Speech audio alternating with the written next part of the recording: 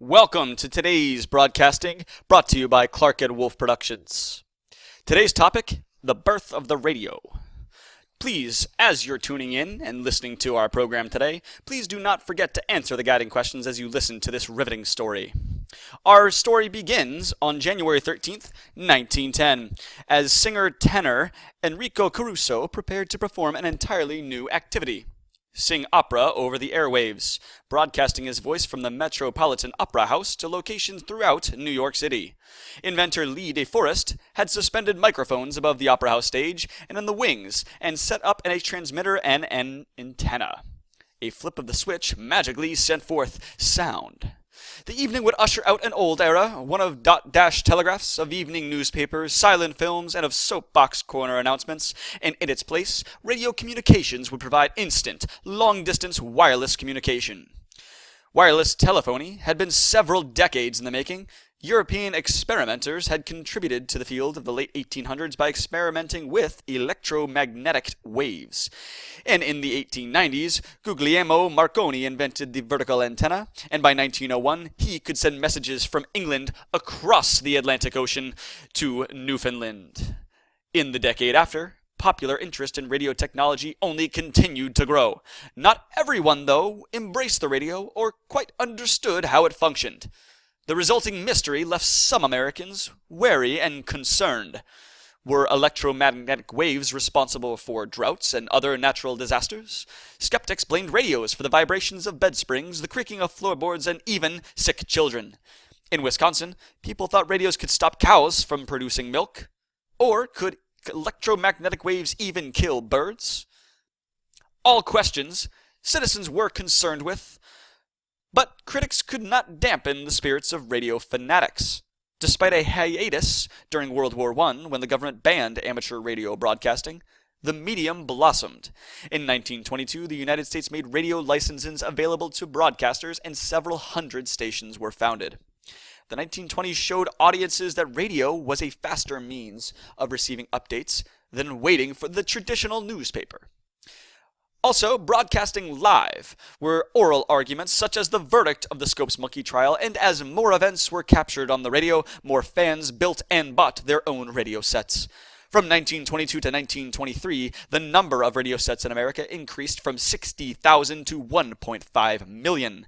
And in 1922, there were only 28 stations in operation, but just 2 short years later, by 1924, there were 1,400.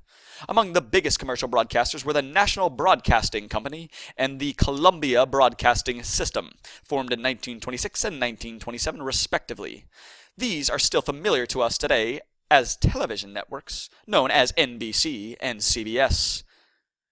In many regions, nonprofits struggled to maintain control of their bandwidth in the presence of companies using this new economic model for broadcasting, advertisement-based programming. Promotions for Pepsodent toothpaste and Ivory soap sneaked their way into the living room between weather, news, sports, and entertainment, influencing citizens and listeners to go out and buy these products without even knowing that the product was being placed as an advertisement.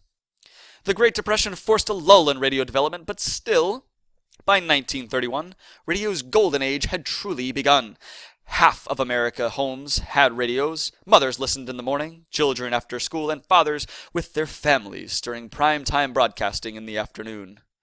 Isolated rural citizens could listen to sermons and gospel music from their farmhouse kitchens.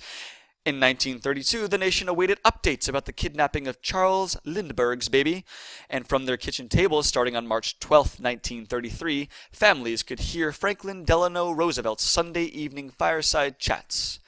During World War II, 9 out of 10 families owned a radio, and they listened to an average of 3 to 4 hours of programming a day, using this as their main source of news.